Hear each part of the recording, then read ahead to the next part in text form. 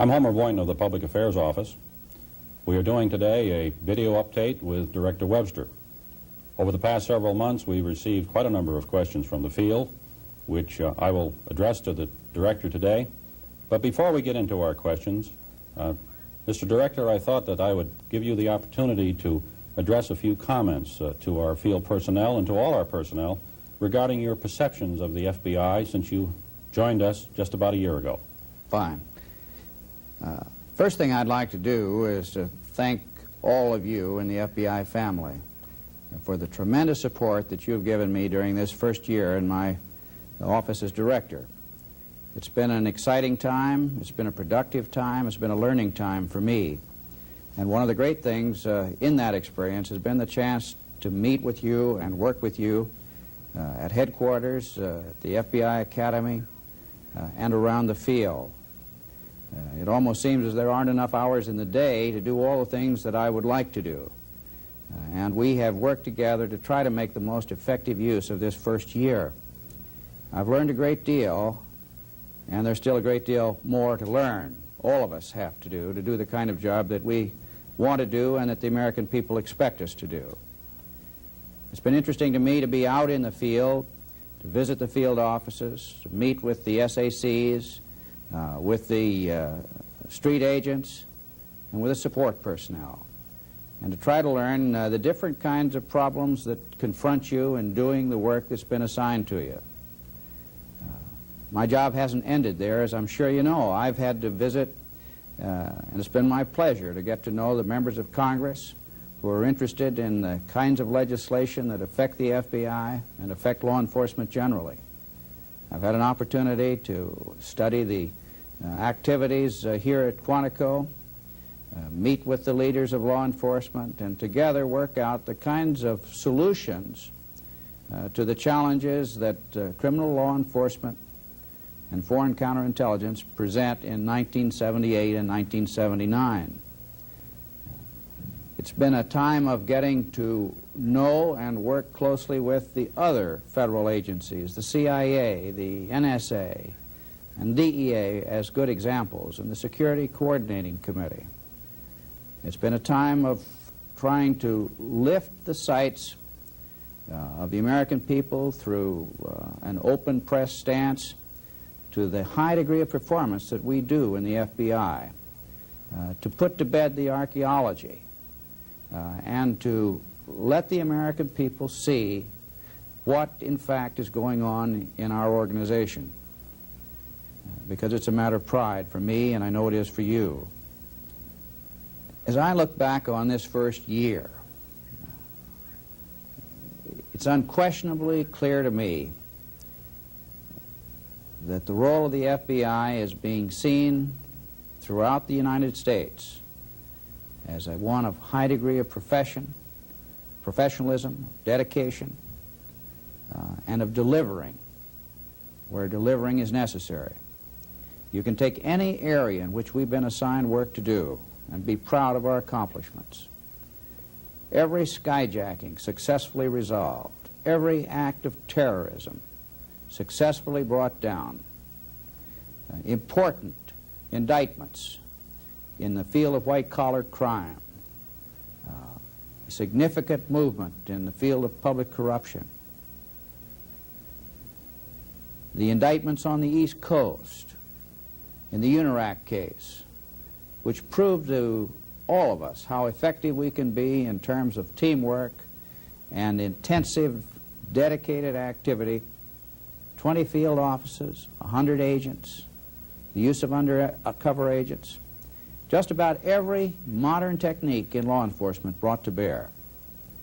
I don't want to overlook the tremendous work of our disaster squad. Two particular cases, the West Coast plane crash and the tragedy at Jonestown. Our people have delivered wherever we've been asked to do so. And I've been tremendously proud of this work. And wherever I go, our citizens are telling me how proud they are of us and that they want us to be effective and they want to support our activities. From time to time, I've had the opportunity to respond to questions about whether or not we're we're being hampered in our activities. And I haven't taken the bait to suggest that the guidelines under which we operate should be abandoned because those guidelines have protected you and me in the conduct of our work. I have, wherever the opportunity presented itself, and perhaps we'll get into some more detail with this later in the discussion, I have pointed out where other types of proposals for activities made no sense, were contrary to effective law enforcement, and served no useful value. And I'll continue to try to strike this balance for you and for me, because I believe that that is the type of professionalism for which the FBI stands, and that's the kind of way we're going to do our job. I particularly want to thank you for all the help that you've given in making the affirmative action program move forward. It's been seen that way by people who've questioned our intentions in the past. And we've gotten high marks from people who have been critical of whether or not the Bureau was willing to be a representative group, whether or not the Bureau would accept its responsibility in the area of providing career path opportunities for our American minorities and females who want to serve in this great organization. We're making great progress, and that progress comes from the kind of work that you've done to make it work. And with that comes an increased measure of overall confidence in the institution of the FBI. And with that comes an increased effectiveness operationally as we become better and better equipped to do our job with a representative group in the special agent category. And I don't want to overlook thanking all of the special support personnel for the many, many tough jobs that go on throughout the country on a daily basis. The support personnel outnumber the special agents, and their work is indispensable to what we do. I want you to know I'm aware of it. I'm not spending all my time on special agent problems. I'm trying to be made aware of any particular kinds of needs in the support personnel area and to make sure that your career opportunities are there and functioning for you. Well, Homer, that's just about enough of that. I'll be glad to take on the questions that we've heard from the field. Mr. Director, I thought I might ask you about the leadership in the FBI. I'm thinking particularly about the quality of our leadership and the selection of leadership, which is a very important aspect of the Bureau. And of course, what I'm really talking about is a subject which is of considerable concern to many people, and that is career development. And I wondered whether you might want to address a few remarks on the career development program. Certainly. We try in the career development program to identify those people who have management ability and leadership potential. Through this process, we hope to provide a career avenue for people who are willing to accept the heavier responsibility of managing and leading others. Nothing could be more important to the future of a modern FBI. We want it to be fair and to be seen to be fair. We've put a great deal of effort here at Quantico and at headquarters and in the field to develop a career management program that works for you. Recently, I've modified some of the leadership on the Career Development Board to include a permanent chairman at the assistant director level and to provide a permanent secretary with extensive personnel experience and an awareness of your problems. I hope in this way to be able to make sure that we find those of you who want to go the management route and give you the opportunity to do it. We've got some bugs in the program. We're trying to iron those out. I think there's too much emphasis today in our evaluation systems on aspects other than performance. Because too many of our people, they say, are haloed, getting so that if all our leaders and managers, potential managers in the supervisory group receive the same high ratings on performance, it doesn't mean anything. So we're trying to develop a logical way of identifying performance as one of the primary ingredients in selecting people for future advancement. I hope the MAP program is working out for you. If there are bugs in it, I want you to let me know. We want you to feel and to have confidence that the leadership in this organization is being selected from within and on the basis of ability and dedication and merit. Last year, the Civil Service Reform Act was passed, and while we were exempt from the major portion of it, there is one part that applies to the FBI, and it applies to grade 13, 14, and 15 managerial positions or supervisors. And the part that applies to those individuals is for merit increases, and we are going to have to apparently develop a system for appraising the performance in those particular grades. And could you comment on the impact of that? Yes, I can, as much as we know at the present time. This fits in with what we were talking about earlier. We're going to abolish the steps within each pay grade as they've previously been known, which were relatively automatic in terms of time if work was done in an effective way and you received the proper grades. The emphasis is going to be on performance for increases within grades. And so it's important for us to develop a meaningful method of measuring performance so that those who have that responsibility, by answering a series of questions, can give us a proper index on performance rather than to use the traditional outstanding, excellent, satisfactory, and so on. We haven't finished that. We're not under civil service, but we do track civil service in these requirements, and we will be working on an effective approach. And I intend to be able to use that as a vehicle in our career development program. So it'll not only be consonant with the new law, but it will be effective in terms of giving our ablest people a chance to have their performance measured in their compensation. I think everybody knows, Judge Webster, that our highest priorities are organized crime, white-collar crime, and foreign counterintelligence. And I wondered if you'd like to comment on the proposals for this year's budget in regard to increases or changes in the amounts that we've requested in those particular programs. I think it might be interesting to show the shift that we've achieved in the last 5 years in moving from traditional areas of Bureau work into the areas that we now know to be our highest priority programs: organized crime, white-collar crime, and foreign counterintelligence. I've asked that some graphs be produced so that you can follow that change.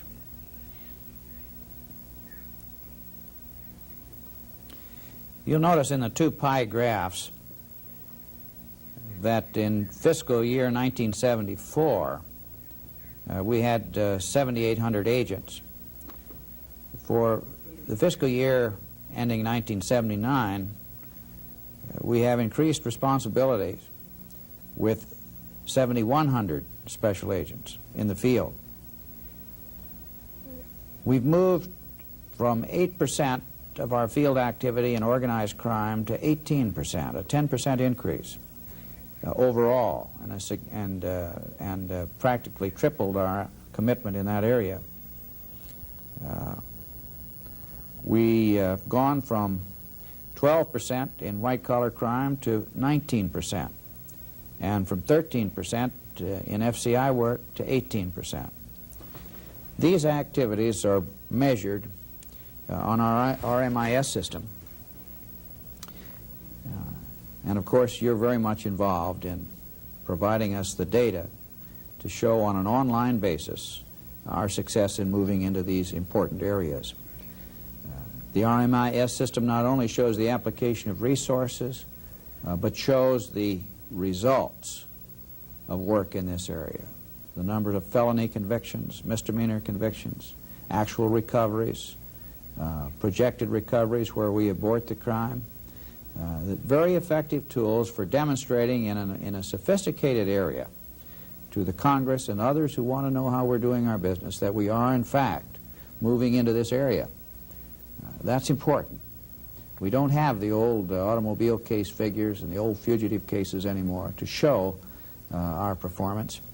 I'm just as pleased to have this type of data available to demonstrate how effective we are in the high-impact areas.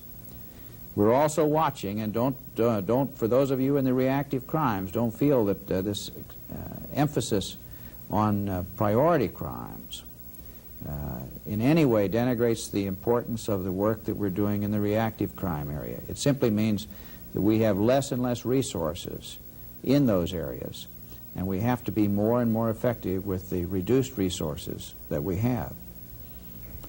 Another question. In January 1978, the new retirement bill went into effect for our special agent personnel.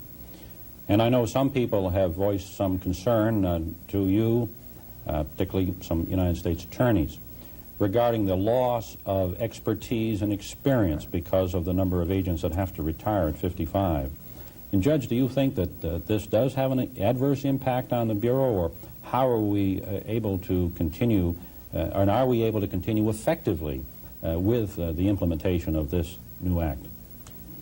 Well, that's a question that has to be answered yes and no. Of course we lose something when people with years and years of important experience elect to leave or required to leave by the law. On the other side of the coin is the fact that law enforcement is a rigorous occupation. The accelerated pension provisions take note of that and provide for early vesting in our pensions. The thing that concerns me most, frankly, is that I think under conventional wisdom we have a number of people who are electing to retire at 50 rather than at 55 because they have decided that they want to take another career and perhaps they'd better start it at 50.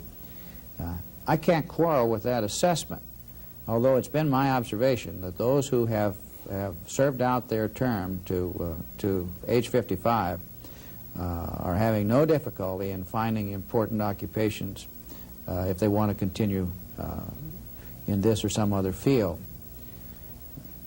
We're looking at this. We're watching it very closely. The other side of the coin, of course, again, is that in order to provide avenues of opportunity for the younger people coming on, those spaces have to be made available. It's a balancing process, and so far we've struck the balance in favor of mandatory retirement. I've done so because I am confident of the talent that we have in this organization and confident of the training that we give you initially and in in-service training and in the field.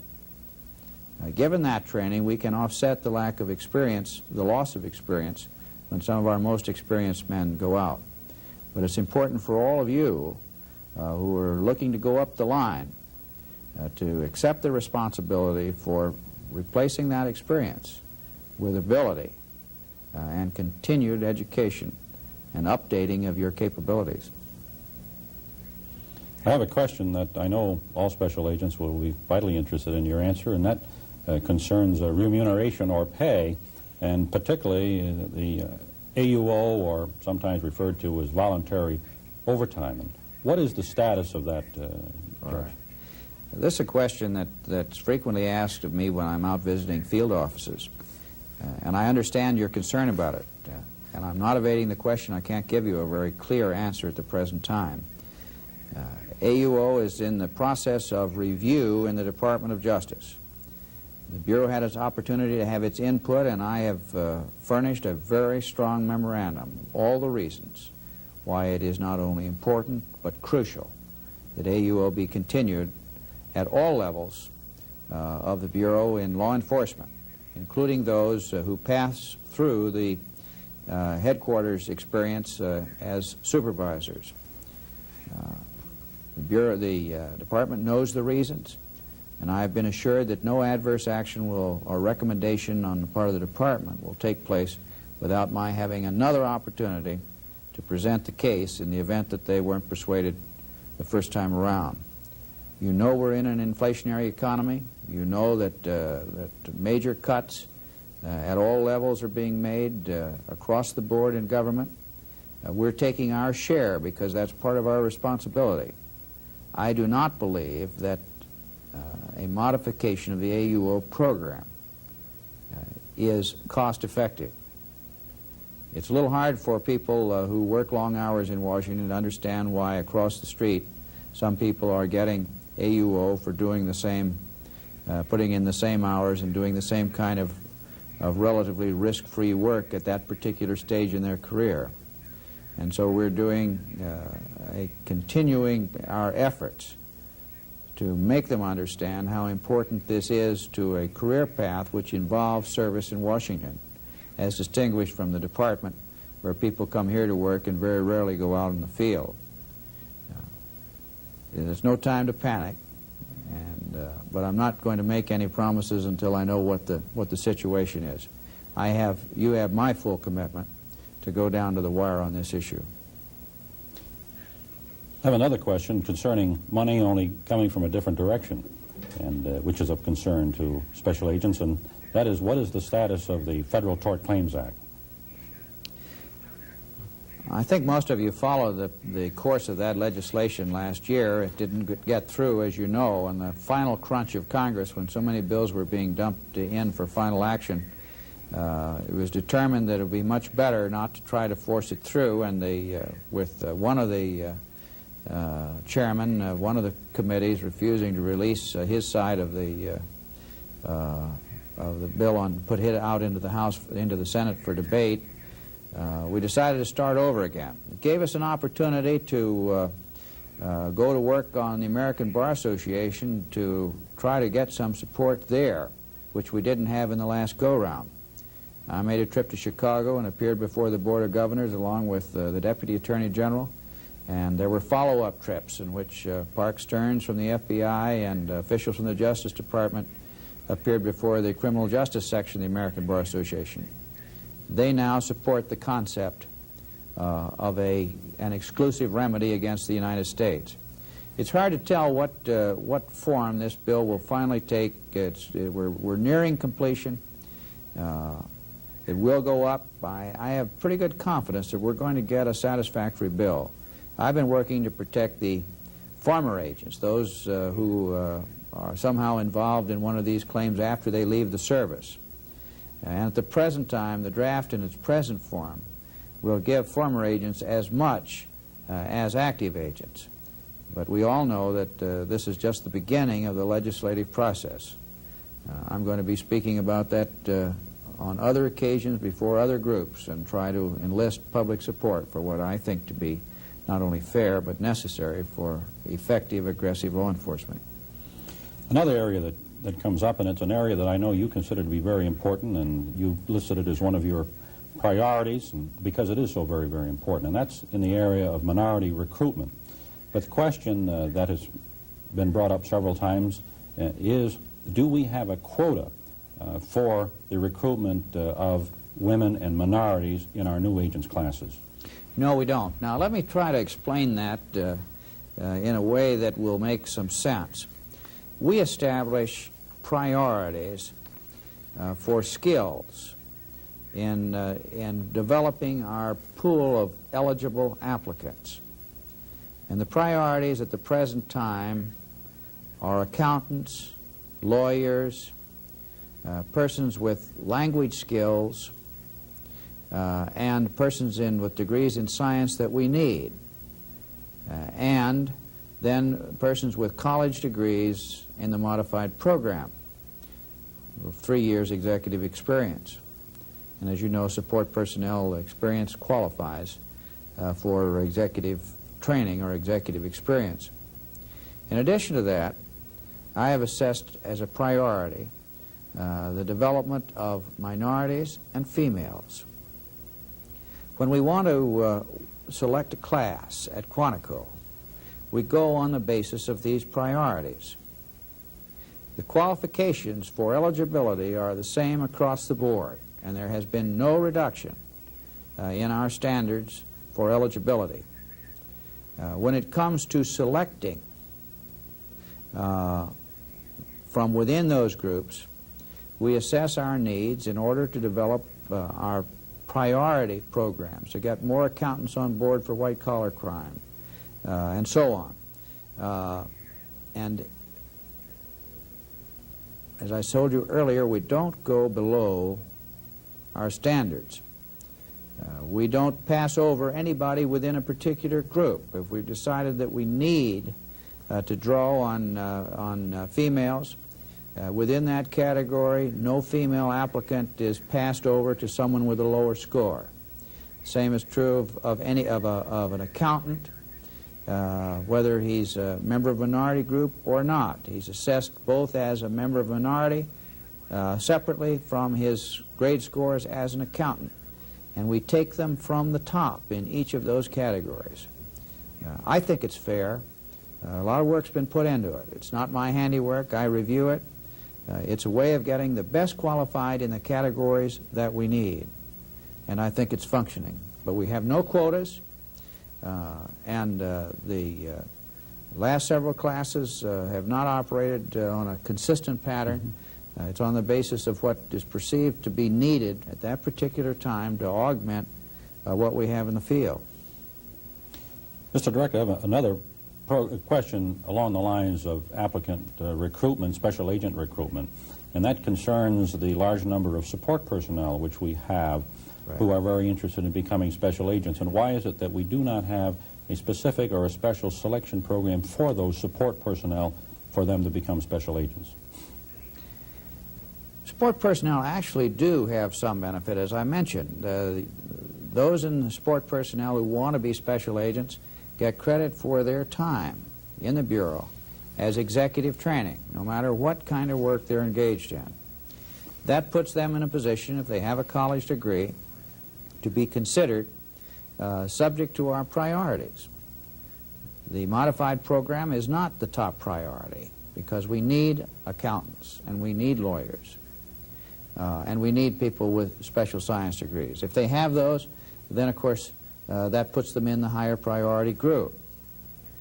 We do encourage our support personnel to achieve a career as special agent if that's the wish of their wish to do so. I shortened the period of time for retaking of tests from a year to 6 months. And we're willing to try to find ways to help our own people evaluate their test performance and encourage them to go back and do a better job on the next go-round.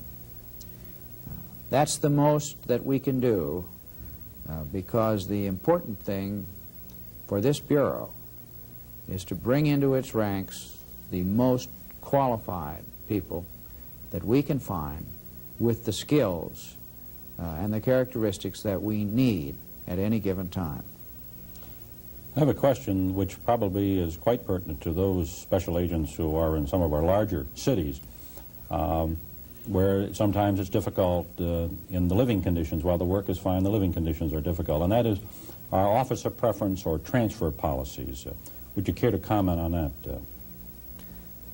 Well, we start with why do we transfer people? We transfer people to places where they're needed. It costs us over $5,000 on an average to move a special agent from one field office to another field office.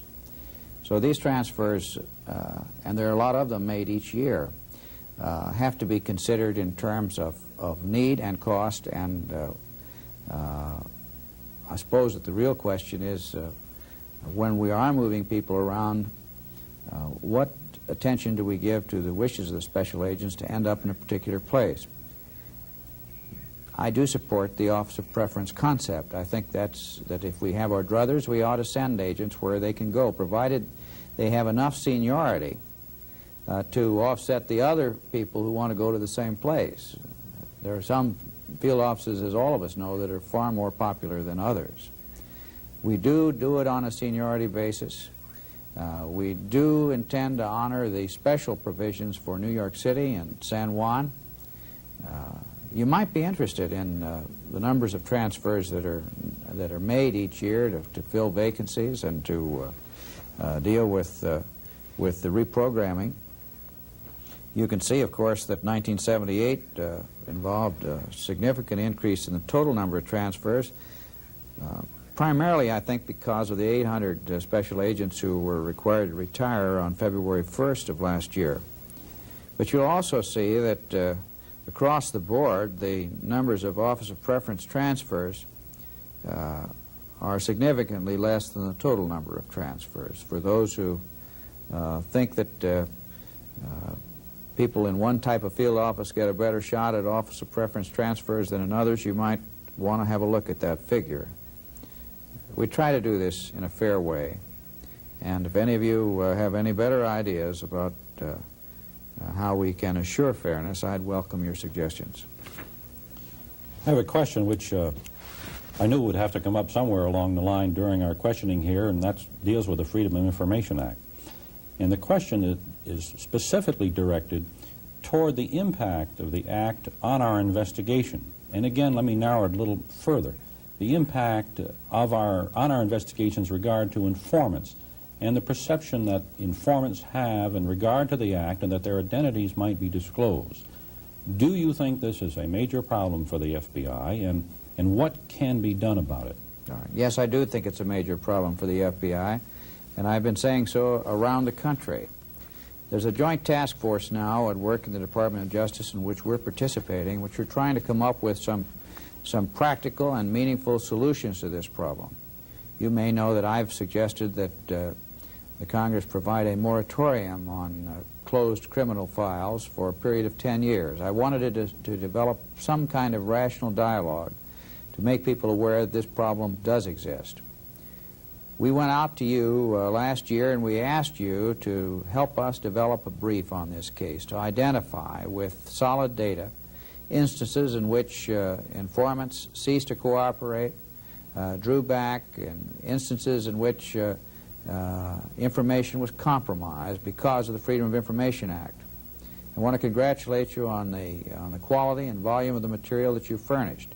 As a result of this, the Government Accounting Office completed its study and reported it in full. I didn't agree with its conclusions because it said while we're having a lot of trouble, we hadn't demonstrated that we didn't do our job as well.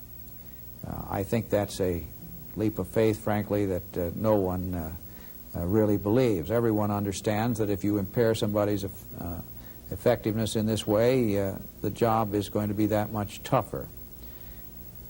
Nothing could be more important to our overall investigative capabilities than a solid, developing informant program. Again and again, we've requested you to put out your best efforts to increase the numbers of informants in our legitimate investigations. I know it's hard for some of you who are learning this technique to do it with your full enthusiasm when the question of how much confidentiality can you promise is at stake. We're doing a lot of work inside the Freedom of Information Act section to try to make, to minimize the risk of disclosure. We're showing people the vulnerability of this program. I expect we're going to have some legislation. We have to have some legislation. In the meantime, keep trying. We haven't lost an informant yet that we know of. I know your perceptual problems in the field. I know how informants feel about the Freedom of Information Act. It's shared not only by informants but by federal judges who don't like to supply information anymore because they think that the information will be somehow released to the people that the subject of the name checks. It's a problem. We're working on it, but don't stop developing your informants in the meantime. Our program has shrunk. It's shrunk below acceptable limits, and you've got to keep supporting us as you have in the past. Judge, what is the status of the charter? We've been working all summer and fall on the development of an affirmative kind of charter that will tell us what's expected of us. Thus far, the FBI has had a very significant role in the evolution of the draft. Inspector John Hodis has worked out of my office and dealing with the Department of Justice. I've stayed close to the charter. A great many of us have put many hours in on it. The Executive Conference has had an opportunity to explore its ramifications. We've sought and will continue to seek comments from SACs and other executives in the field. I'm optimistic. There will be a number of people who will try to use the chartering process as a way of hamstringing the Bureau, limiting its effectiveness. But the climate is so much better this year than it was last year, partly because of the high degree of performance by the Bureau, and partly because of the increased threats, both in terms of criminal law enforcement and the problems of terrorism, that I believe we'll get a fair hearing in the Congress. Nothing is more important to me in this year's projects than a good charter for the FBI.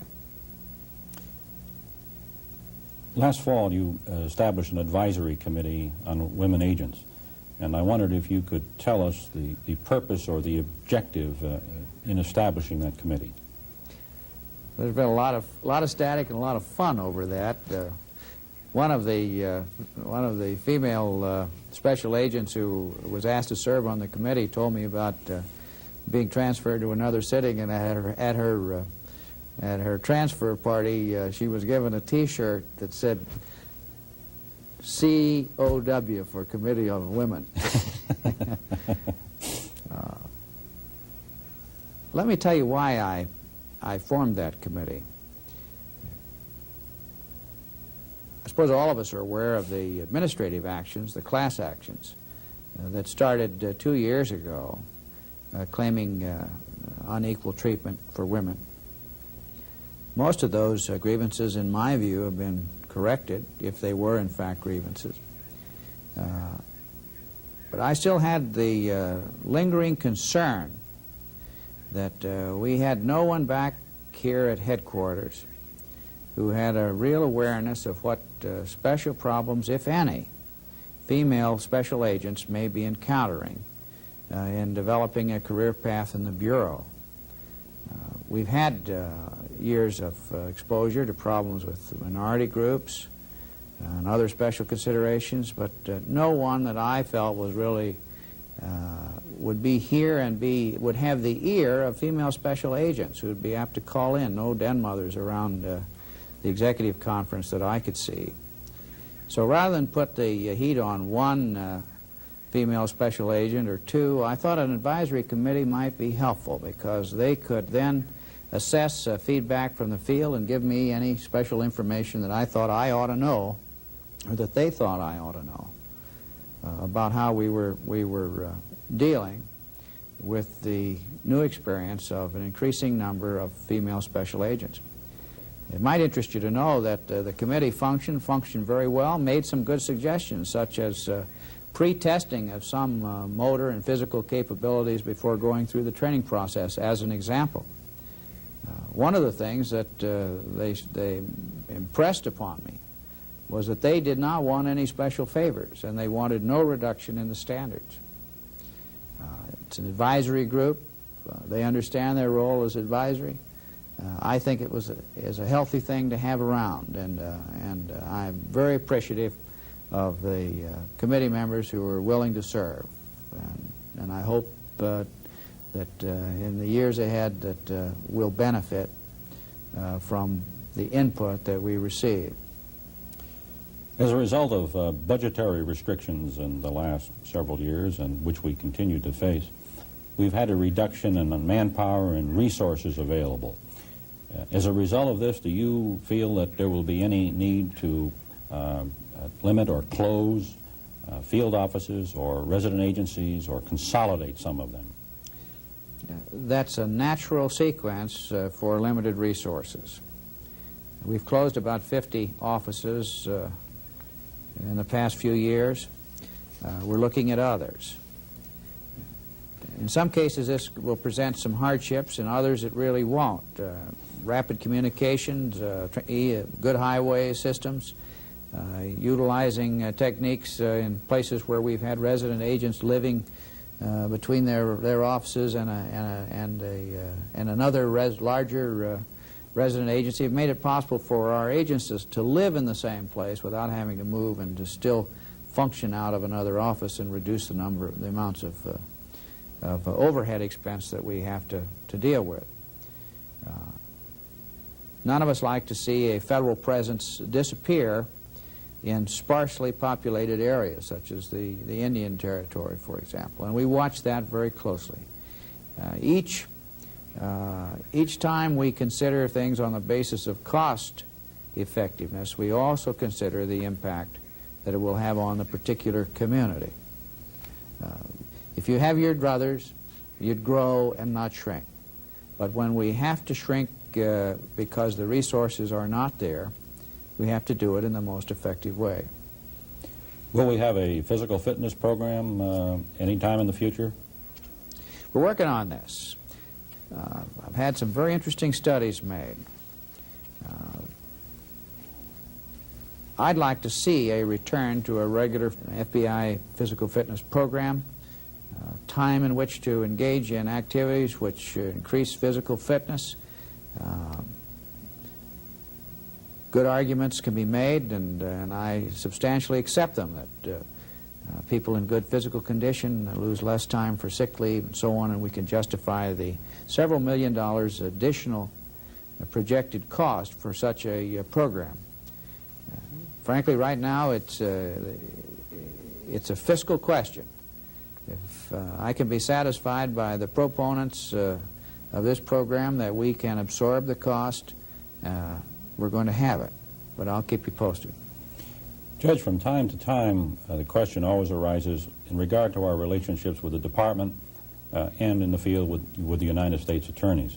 Would you care to comment, after being a director for a year, as to how you perceive our relationship with the Department of Justice and United States attorneys is proceeding? All right. Of course, I suppose it's no secret that I'm a former United States attorney, although that was a long time ago, 1960, 1961. In a way, that helped because I understand some of the concerns and turf problems that exist between the SACs and the United States attorneys from time to time.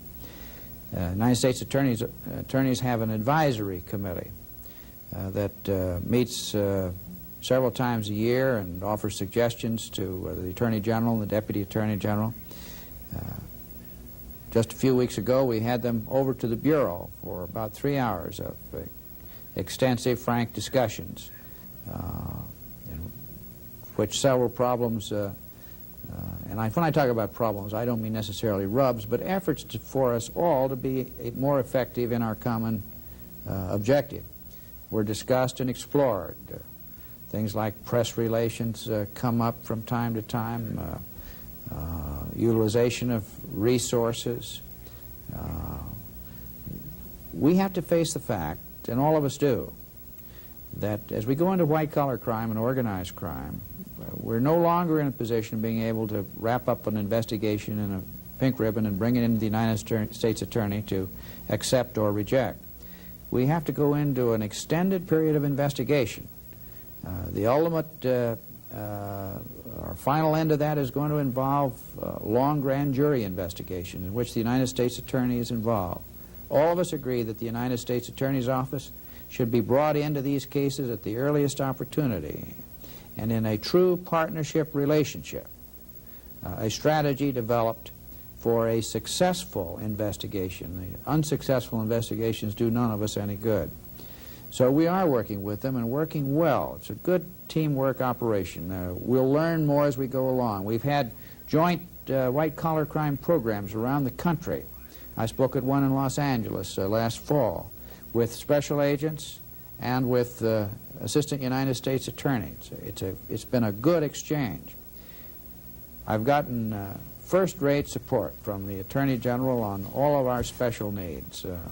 I can't tell you in this program, but I can assure you that he has supported our efforts before the Congress.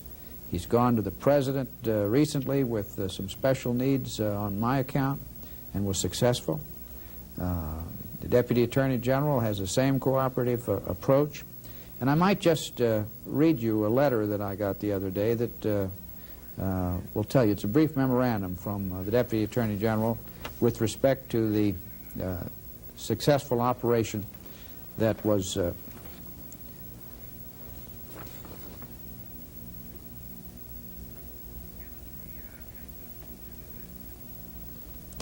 completed in Wilmington, North Carolina, This could have been a very tough problem, incidentally. First time that a uranium substance, even though a low-grade uranium substance, had actually been used in connection with an extortion threat. Congressmen and senators were going to be the recipients, according to the extortion note, of uranium vials. That case was beautifully brought down in about 3 days of intensive investigation, which involved the use of our forensic facilities, handwriting experts. We even employed our new technique in psycholinguistics. But I'd just like to read this little letter because I think it reflects the new spirit, if it is new, certainly the present spirit of our relationship. It's from the Deputy Attorney General, Benjamin Civiletti.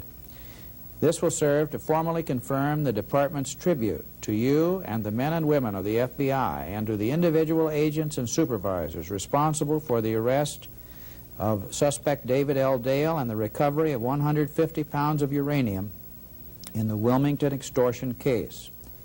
This work confirms to all Americans the diligence and effectiveness of the FBI and its immediate response capacity to this dramatic terrorist extortionist setting. The Bureau's superb efforts continue to be a source of great pride and respect throughout the Department of Justice. I think that letter pretty much reflects the type of cooperation and support that we can expect with the Department of Justice, of which we are a part. Judge, let me ask you one last question, and again it concerns support, and in the support of the American people. As you are aware, and all our employees are aware, for many, many years we had an outstanding image. And because of that outstanding image, we were able to perform our function with the tremendous support of the American people and do it extremely capably. In the last couple of years, we've gone through a bit of turmoil, and some of that image has been tarnished to some degree. How do you perceive what our image is today, and what do you think it'll be in the future? All right, I'll give you my own assessment. Of course, all we want is to have our image match our performance. And I base my optimism on a number of things. Leaders in our country that I've talked to around the country. My actual visits out in all of the major areas of our country in the past year, talking to citizens who rely on us for our work. And also what I can read and you can read in the press and here in the media. Our Public Affairs Office collects the things that are written about our work, the editorials, the comments, the articles, and we regularly send out to you a full report on a weekly basis of what's being collected around the country. Some of you see it, some of you may not. You might be interested that one SAC on the West Coast called in to find out why we were holding back the unfavorable information within the last couple of months. And Homer had to tell him we were putting it all in, favorable and unfavorable. It's just that the unfavorable has shrunk to proper proportions. I think we're being seen for what we are and for what we do. The archaeology is now largely on the back pages. You can expect a little heat from time to time as the Freedom of Information Act surfaces things that may or may not have been published in the past. But essentially, I see on the front pages of our papers recognition day after day of the important investigative work that we're doing. And I'm personally confident that we are well on the way to a restoration of public confidence. To the extent that we lost ground, and we did lose ground, it's largely been restored. Your continued performance, vigilant and aggressive performance of duty in the way that we're supposed to conduct ourselves is the best and only enduring method of maintaining that degree of public confidence. And we're going in the right direction. Judge, I've enjoyed asking these questions with you, and I know all our employees undoubtedly will appreciate your candid and forthright and knowledgeable responses, and particularly the time that you've taken to give your views on what is now considered to be somewhat of a unique medium to get the message out to our employees. Well, thank you, Homer. I hope this has been useful to you. It's certainly something I've enjoyed doing. Appreciate all the questions that were sent in, and I hope we've answered most of them. We've certainly tried to. Don't let this be the end of it. If there are more questions, more things you want to know, more ways that you can suggest how we can do our work better, keep on communicating with us. Just in closing, I was thinking as I was looking out at these cameras that a year ago I knew virtually none of you. And looking at the camera, I can imagine the thousands of new friends and associates that I've gotten to know in my visits across the United States and at headquarters and at Quantico. Together, let's keep up the good work. Thank you very much.